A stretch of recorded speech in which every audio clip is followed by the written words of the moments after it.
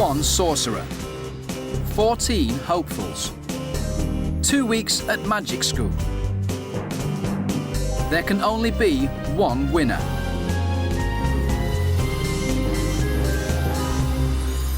Hello and welcome to the Sorcerer's Apprentice. On today's show, the pupils get to grips with the tools of the magician's trade. And the sorcerer reveals his extraordinary powers. If you like the chick, guys, you're gonna love the chicken.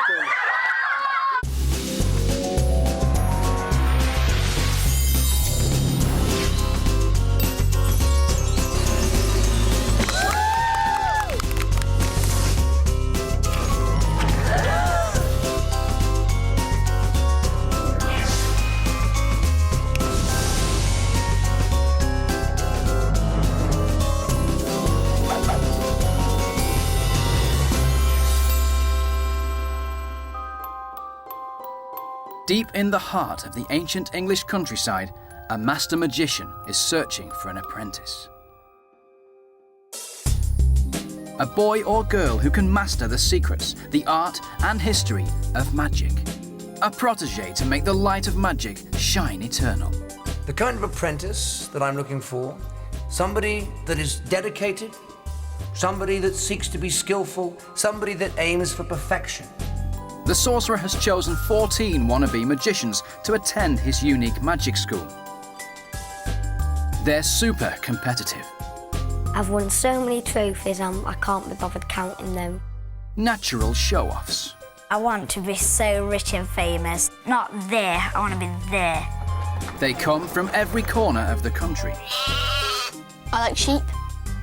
I'm extremely proud of being Welsh. And they all have one thing in common. They know absolutely nothing about magic. What? In just 2 weeks, one of them will be crowned the Sorcerer's Apprentice.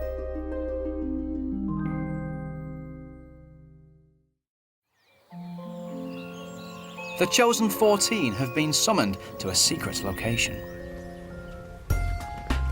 They are all ready to begin the biggest competition of their lives.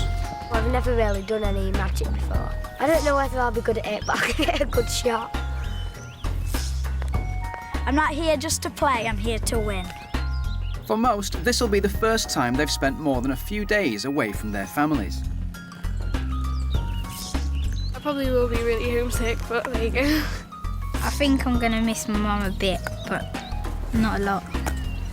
Oh, thanks.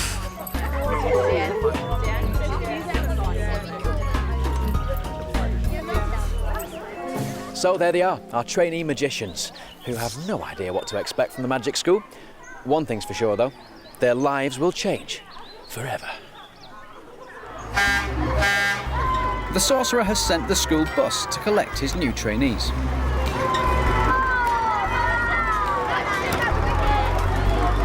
Once they climb aboard, there's no turning back.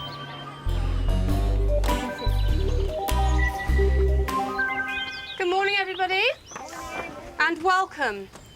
I'd like complete silence while I'm talking, please. From this point on, these trainees will be living under the all-seeing eyes of house mistress, Miss Ford. We have a very busy day ahead of us, so I'd like you all now to spend a couple of minutes saying goodbye to your parents. The eventual winner will spend 2 weeks away from home. The losers will be sent packing long before that. A whole new world awaits these aspiring magicians.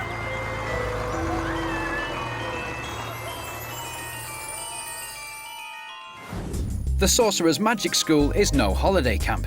Behind these walls, a strict regime of dedication, detail and discipline awaits. The staff are a hand-picked team of magicians, academics and alchemists. In these ancient surroundings, our 7 boys and 7 girls will learn to perform, live And breathe magic in their quest to become the Sorcerer's Apprentice. And remember, this is a competition. There can only be one winner.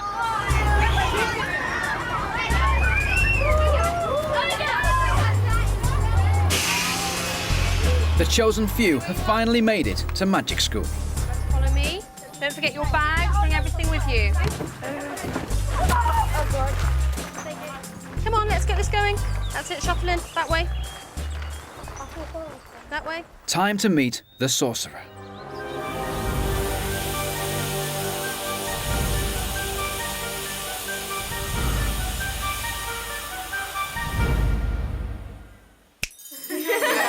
Good afternoon, Sorcerers, and welcome to my magic school. Siegfried, please remove my cockatoo. We aim for perfection here at this institution. We require complete discipline, dedication, commitment, and concentration. You will not be here to massage your egos. Now, anything that distracts you is a weight that will entangle you. Your primary distraction is the mobile phone. Does anybody have a mobile phone right here? You do. Can I have a look at your mobile phone, please? I've seen the way that you all meander around aimlessly. Hold it up. That you all meander around aimlessly with these things connected to your ears like a magnet. Pass your mobile phones to the end. Siegfried, would you please collect the mobile phones? From now on, all contact with the outside world will be by letter only. While you're in this institution, you will learn the value of true communication. You will not be oblivious to the world that is around you. Splendid. You can trust me. I am the Sorcerer. What these novices don't know is that the Sorcerer is about to trick them with a mischievous practical joke. A lot of people, when they have a mobile phone, never save their numbers in an address book. And you need to be very careful with these things because it's very nice, very pretty.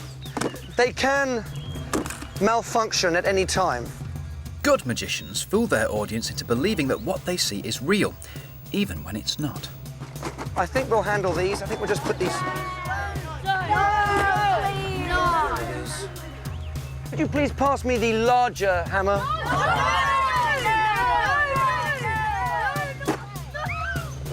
Thank you.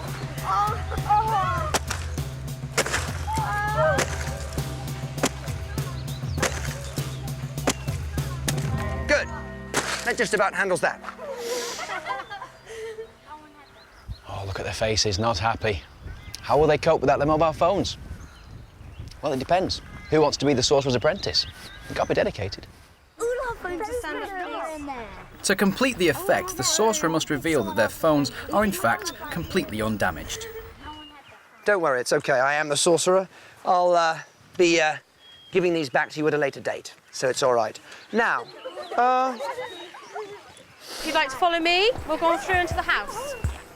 The Sorceries are whisked off for an introduction to the magical boarding school.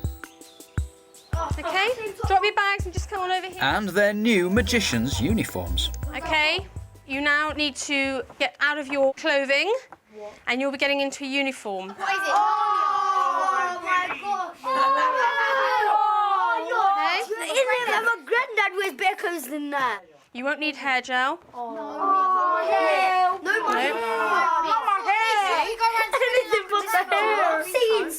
For style-obsessed Joe Savage, the dress code couldn't be any worse. I am a perfectionist and I've got to get everything right. My hair has to be just on the spot, perfect. The old pot of gel's out and he's in front of the mirror giving it the old... My hair is so important. I can spend like an hour, 10 hours, maybe a week, just perfecting it. That strand's out, gotta put it back. Oh no, it's waving. He has been known to run down the school lane carrying his shoes in his hand and his bag thrown on his back, but his hair looks good.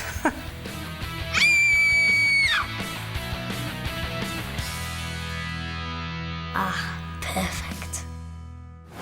But with his look complete, Joe's confidence returns. I can pull it off because I can pull any look off. The other lads aren't so sure. Embarrassed, that's the word. I just feel embarrassed. I like to be in nice clothes, not these kind of rubbish clothes which old people would wear. I wouldn't wear this. Even if I was in the 13th century and this is the fashion, I would not wear it. We got shorts, everyone. For the girls, bad outfits are the least of their worries. Okay, you cannot have any electrical equipment. No iPods, no nanos or whatever you have. Do hair straighteners count? No, all hair straighteners have got to go. They've got to go in these bags, okay, to be put away. Uniform should be in this cupboard. The strict house rules are designed to test the sorceries. If they can't be disciplined in their appearance, they'll never have the discipline to become magicians. If you don't have any, so don't A point that seems to be lost on all of them. I think they're making us wear long socks and these horrible looking shoes. I mean, look at these. The blazers, I think they're a bit not nice. And the little bows on the end of the trousers, oh. I think that they make me look like a pirate. To tutor his young charges in the ways of magic, the sorcerer has selected some of the finest magicians in the country. Mr. Knight will instruct the boys, while the girls are to be tutored by Miss Evans.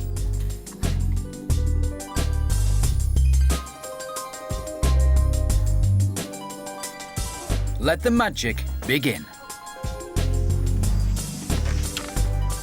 Good afternoon, ladies. Come on in, grab a seat around the table. Well, welcome. My name is Miss Evans. Awesome. That is well awesome. If they want to be the sorcerer's apprentice, now's the time to pay attention. Now, as you know, this is a competition, right? And I want one of you guys to win this, OK? Because there's some girls over there, as you know, there's 7 girls, you've met them, you know who they are. I don't want anyone from that class to win. I want it to be one of you. I'm going to give you a little present to start off with. I'm going to place them on your table. Do not open them.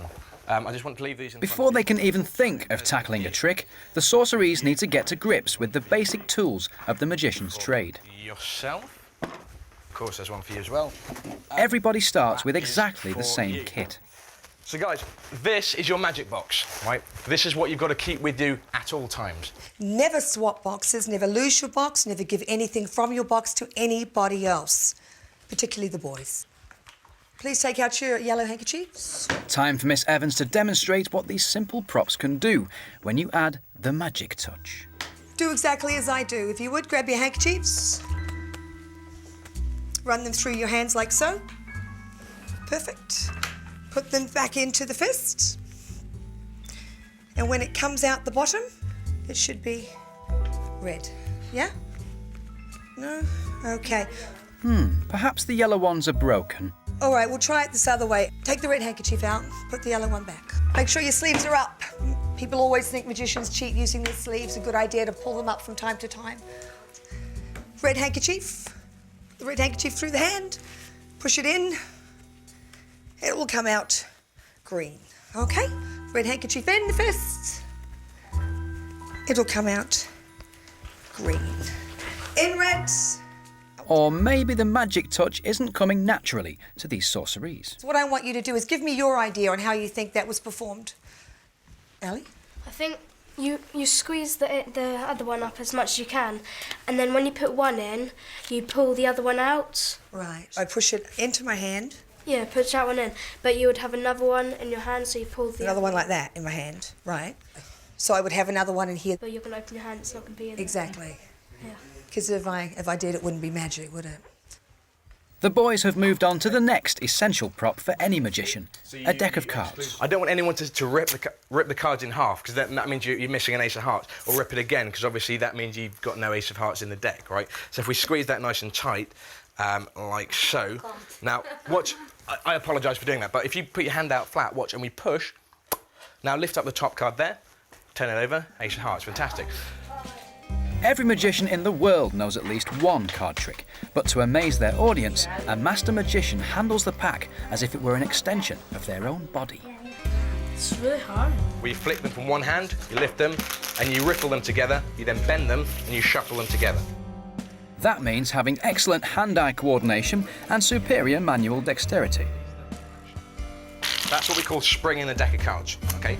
I want you to have a go. Harvey Bailey is first to demonstrate his abilities. OK? Pretty pathetic. Try again. Try and make a bit of a distance in between them, OK? okay? At least you tried the effort. That's what I want to see, right? The effort putting into it all, okay?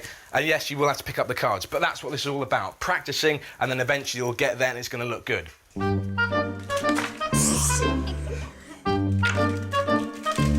10 out of 10 for mess there, Megan.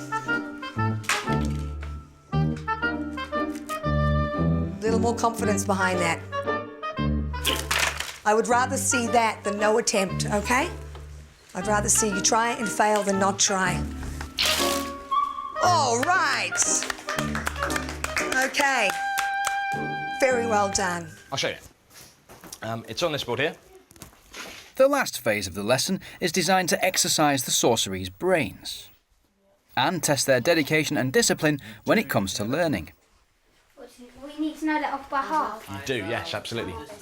Okay. The magic oath sums up the school's moral principles. First line is, I vow to the sorcerer to try my best. I vow to the sorcerer to try my best. To be dedicated and disciplined in all that I do.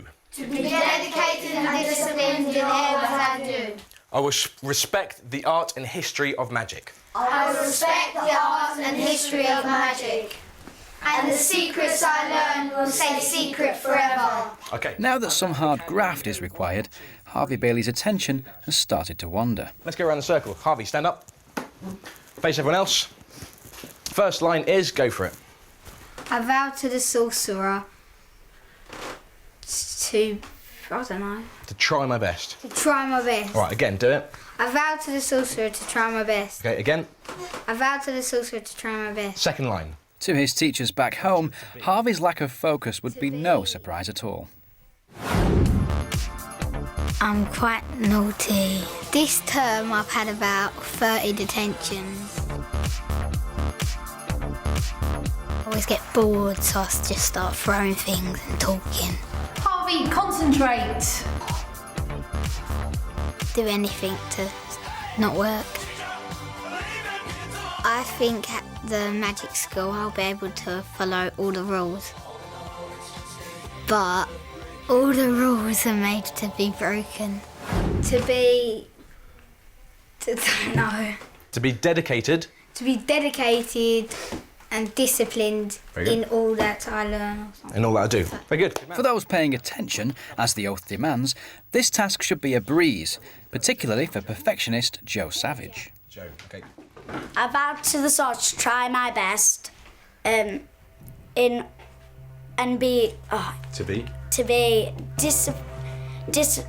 can't say it. I just go blank the second I stand up. All right, start again. All right, repeat after me. Joe is going to have to learn to handle pressure if he wants to win the title. And all the secrets I learn will stay secret forever. So you do know, you just need to bring it out. Okay, it's still in there. Very good. Take a seat. But again, you need to get it down. From now on, anyone could be called upon at any time to recite the magic oath. They better be ready. My hands were all sweaty and clammy, and I was just holding on, like thinking, oh, just say the oath, just say the oath, just say it. But I just couldn't bring myself to do it. Thank you. Thank you. See you tomorrow. It's only the end of the first lesson, but Mr. Knight has already noticed that some of the boys are paying more attention than others. They've got a lot to learn in a very short space of time, so they've got to always be paying attention 100%. Otherwise, you know, the others will know what they're doing and they'll be falling behind. And the more they fall behind, the less they learn. So they've got to think fast and always pay attention. Next door, the girls' concentration was impressive, but their expertise left a little to be desired. I think these girls have quite a mountain to climb. I hopefully can get them up that mountain in the time we have, but there's a few of them. I have my doubts. But whatever their skill level, the girls have certainly caught the magic bug. I'm good. Go you. Art and history of magic and secrets I learned will stay secret forever. Yeah, I did it. Yes, I did it. I feel a little bit inspired, but I don't think I'm ready to perform any magic tricks yet. She would do the hanky trick, then she'd open her other hand, nothing was in it, and we were checking her sleeves and you couldn't see anything. How do you do that? I'm confused. In magic school, break time should be practice time. Some are learning this discipline a little quicker than others. You pushed me. I can tell. Joker Harvey Bailey is up to his old tricks already. Right, Right, okay. Let's have you off and out of your beds, please. Who is it?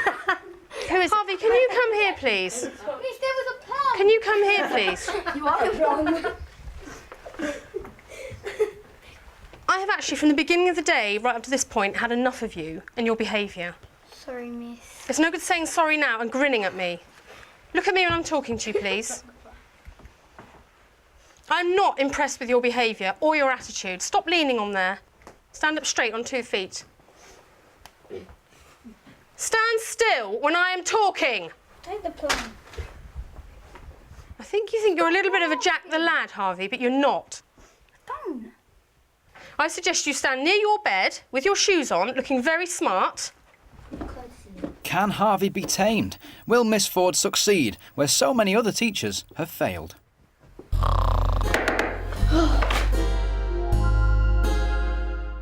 Shh, in silence, please.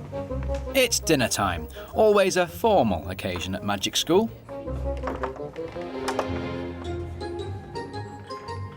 Good evening, Sorcerers. Good manners are essential, but before they get started, the Sorcerer has a surprise. I do want someone to say the grace. At Magic School, grace means reciting the magic oath, word for word. Joe, who struggled with the oath all afternoon, is up first. I vowed to Sorcerer to try my best, to be disciplined and dedicated in all that I do. I will respect the art and history of magic, and the secrets I learn will stay secret forever. His efforts have paid off. Right, do take your seats. But the others aren't out of the woods yet. Maybe Rebecca. I vow to the Sorcerer that I will try my best and be disciplined. It's okay, don't worry, it's okay. That's fine, it's fine, it's all right. Rebecca Whiteley is finding the pressures of Magic School particularly hard to handle. That's fine. The strict discipline required to become the Sorcerer's apprentice is a shock to the system. We're not being allowed stuff. We're not allowed all our clothes, and it's like everything's changed. I didn't think that it'd be this strict about everything, but it is. But we just have to get used to it. There's not a lot we can do, is there? Back home, Rebecca loves life's little luxuries. Hi, I'm Rebecca Whiteley, and I'm just mad about my clothes. My clothes are really important to me. I have to have like lots of fashionable stuff. Bit of an obsession, really, I think. The jeans and the t-shirt. I like to make an entrance. It's like people to say, oh wow, I like that, I like that. Or I like your hair or whatever. My mum tells me off for wearing too much blusher sometimes. House mistress Miss Ford has a few encouraging words for homesick Rebecca. It's okay to miss your mum, it's okay to miss your dad and your siblings. They miss you as much. I was just a bit homesick and everything was really different. So. Okay, just keep thinking about them. Okay, but if you're happy to keep going through the day and learn some magic, then that's great. And we're happy to have you here. Well done. Thank you. I'm not very good at being away from home, really, especially in a completely new environment with completely new people. But I think everything will be all right now. I'm getting better with it. It's been a long day, with a lot to take on board. Time for some magical inspiration. Sorceries. People often ask me, they say, Maximilian Somerset, Mr. Sorcerer, sir.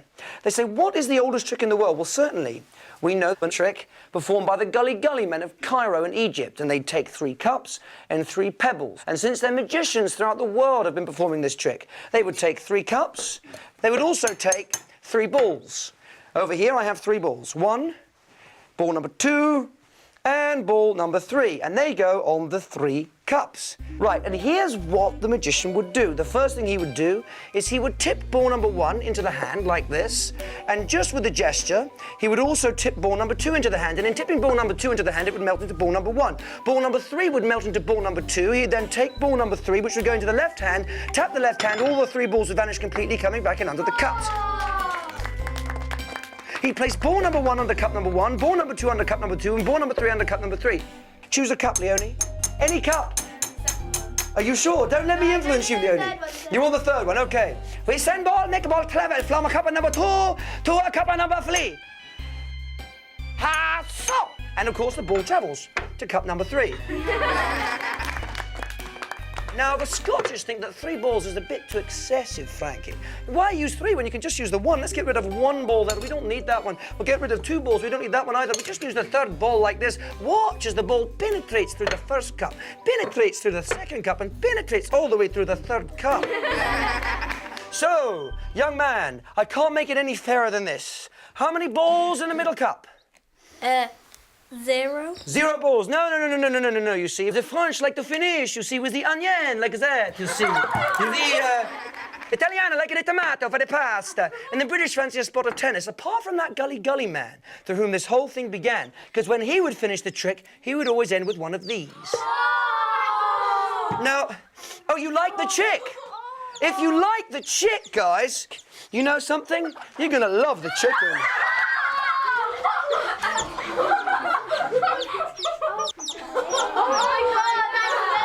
There we are. Sit him on your shoulder, he'll be fine. I have a chicken on my shoulder.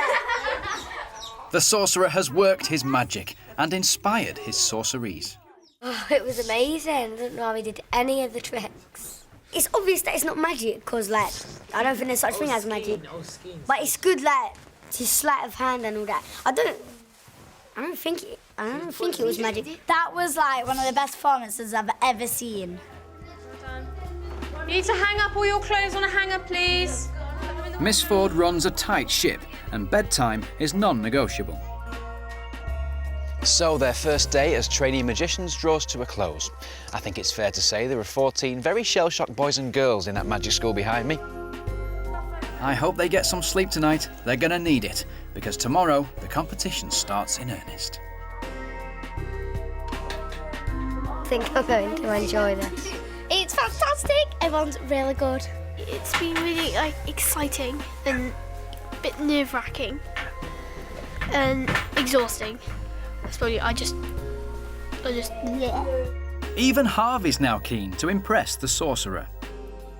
I want to be like him, and I think if I was more determined to listen and stop being so silly, then I'd maybe be able to do that in the 2 weeks.